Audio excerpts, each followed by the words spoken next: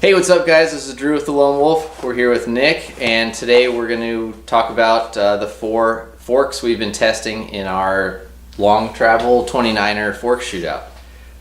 So first off right here, the SR Suntour Auron, the DVO Diamond. We also rode the Fox Factory Grip and the Marzocchi Z1. We swapped these 4 forks between, I think, 3 different bikes, yeah. And they're all set up with 160 millimeter travels on 29ers, and we swapped bikes, swapped forks, and just spent a bunch of time at Mount Bachelor at the bike park on regular trail rides and kind of just testing the forks on different bikes with different riders. And this is kind of what we thought. So Nick, why don't you lead it off? What forks stuck out to you most out of the test? I think instantly, the moment I got on the SR Suntour, I was just blown away at the quality of ride, at the small bump compliance, and the adjustability right off the bat. It's got a huge range of riding capabilities, and I really was impressed with it. Followed shortly by the DVO Diamond. Okay. I agree with you. I think what really struck us both on the Suntour is we were riding it on this BMC Trail Fox, which was spec'd with some RockShox suspension, and it was a good bike. I mean, we rode it in a lot of pretty gnarly trails, and we liked it.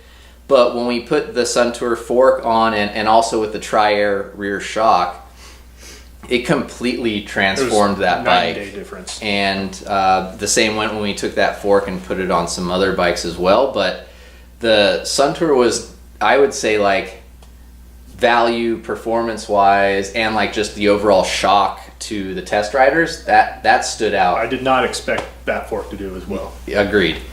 And I guess moving on next to the DVO Diamond, which we've still got on our Mondraker Foxy.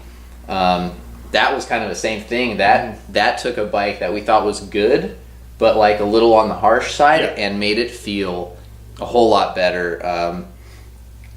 I'd say sensitivity, I don't know. I mean, they're pretty close. The DVO might have it a little better. We might be like leaning towards the Suntour because it surprised us so much. That's true. But I think if we were to like just blindfold test, the DVO might be a little more supple, smoother.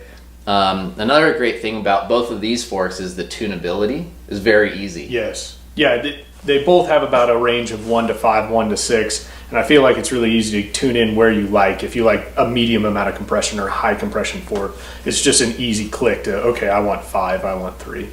I think the DVO was a little bit more composed with bigger hits and speed, and the SR Suntour was a little better at some of the small bump chatter compliance. Okay. But I think the DVO definitely has it on high speed, big hit performance.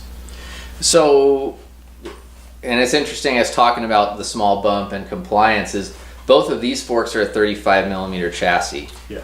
And the Fox and Marzocchi are both a 36 millimeter chassis, and obviously share, just beyond the chassis, some internal I guess technology. Yeah, they felt very similar to me. I think you could tune out some of the things you didn't like about the Z1 with the Fox just because of the more adjustability with that fork, but I still feel like they were more rough and more chattery, and you just couldn't get them quite as tuned in and as compliant as these forks.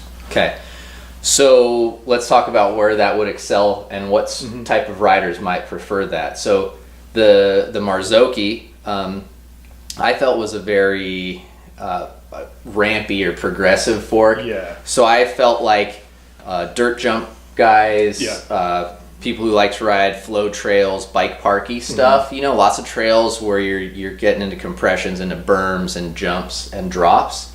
The Marzocchi would be a great fork for that demographic. Yeah, I agree. And it didn't have a whole ton of adjustment to it, so it's kind of a throw it on and ride it. Right. And it was good. Which, you know, I mean, it's also a $700 fork.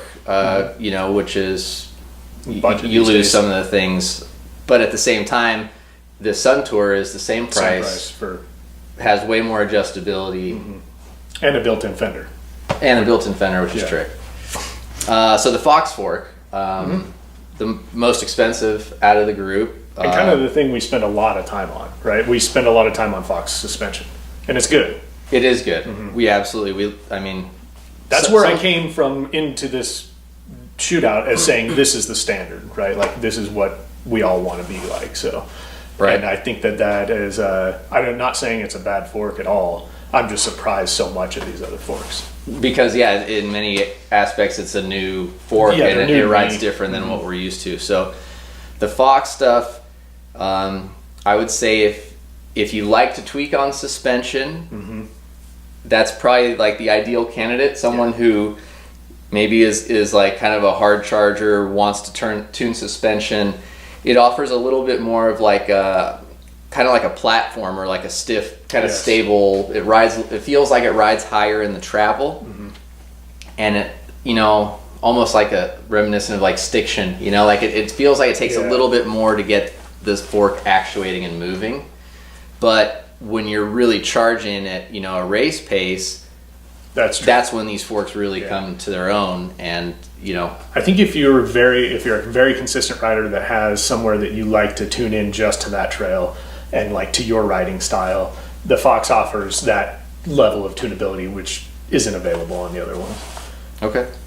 So I'd say, all in all, there are 4 very good forks. Everything's great. And I think really, they have each fork kind of could work for their own consumer, right? True. Like there's an intended use for, some of them will cross over and they all will do everything well.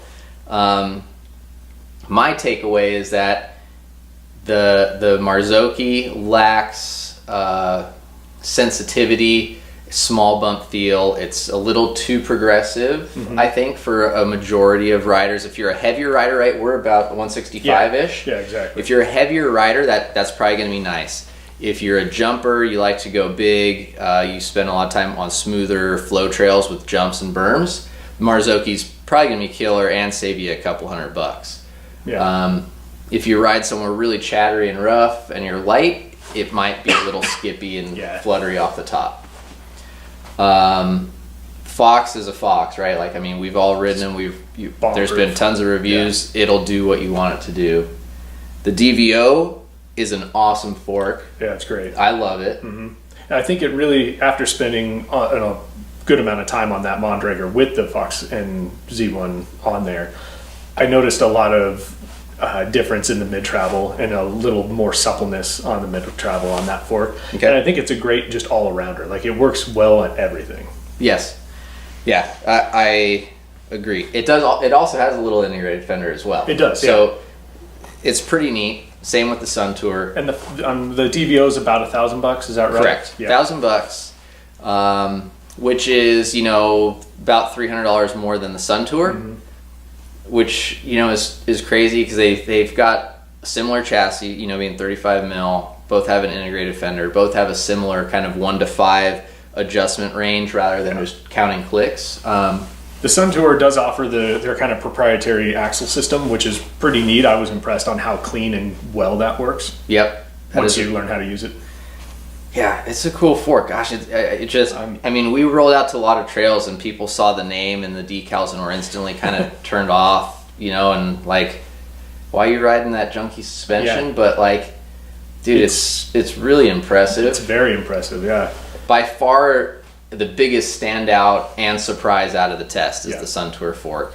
I couldn't believe it when I got down from my first run on it. I was like, this is amazing. Yeah. I would definitely recommend this fork to a lot of riders from a lot of skill sets in a variety of trains. I'd say that's an incredibly well-rounded fork that performs at the level of these $1,000 forks for a lower price point. I think the only downside this fork has is a little bit less ramp than the other forks.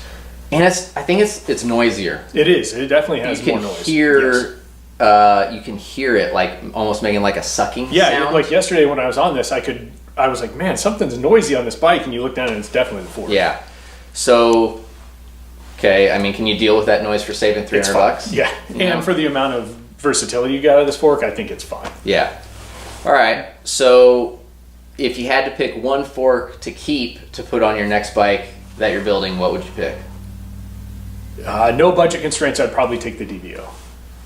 Any just reason? just because it does everything well. Okay. I think if I'm looking at a budget build, or at least something where I'm being budget conscious and have a suspension package like this that matches, I think I would go for the Suntour. Okay. How about you? I would probably, I might lean towards the DVO a little bit.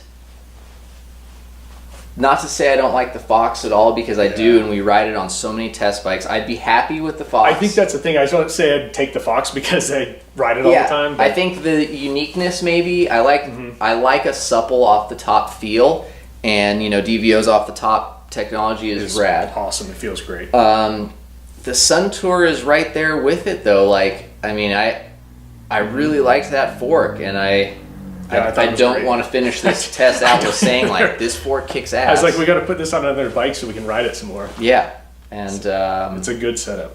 Yeah, and weights too. I mean, the Suntour fork's right in the ballpark. I mean, it's lighter than the Marzocchi, and it's maybe 30 grams heavier I think these than the three DVO. were really similar. Yeah, maybe the Fox is the lightest. Yeah. I mean the Fox is high 2,074 grams, so I think. So it's under 2,100. grams. Both the DVO and Suntour were over 2,100, and the Marzocchi was over 2,200, just barely. So, I don't know, man. I might lean with the DVO.